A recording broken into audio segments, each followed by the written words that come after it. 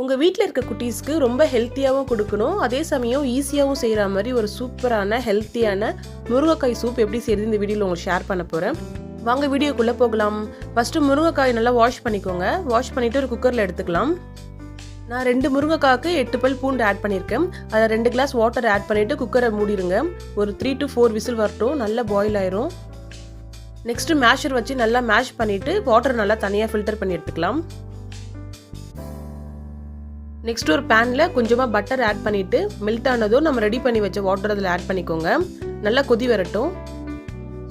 5 மினிட்ஸில் நல்லா கொதி வந்துடும். இப்போ நம்ம திக்னஸ்க்கு கார்ன்ஃப்ளவர் வாட்டர் ஆட் பண்ணிக்கலாம். ஒரு ஸ்பூன் கார்ன்ஃப்ளவரில் வாட்டர் ஆட் பண்ணிக்கோங்க. மிக்ஸ் பண்ணிவிட்டு அந்த கொதிக்கிற வாட்டரில் ஆட் பண்ணிக்கலாம். நெக்ஸ்ட்டு கொஞ்சமாக மஞ்சத்தூள், உப்பு, மிளகுத்தூள் ஆட் பண்ணிக்கலாம். 2 மினிட்ஸில் நல்லா கொதி வந்ததும் ஃபைனலாக நம்ம கொத்தமல்லி தழை தூவி இறக்கிடலாம்.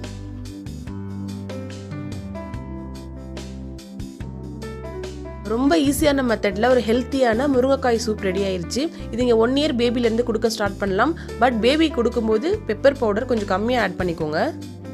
இந்த ரெசிபி உங்களுக்கு யூஸ்ஃபுல்லாக இருந்தால் எனக்கு கமெண்ட்டில் சொல்லுங்கள். தேங்க்யூ ஃபார் வாட்சிங். Bye bye.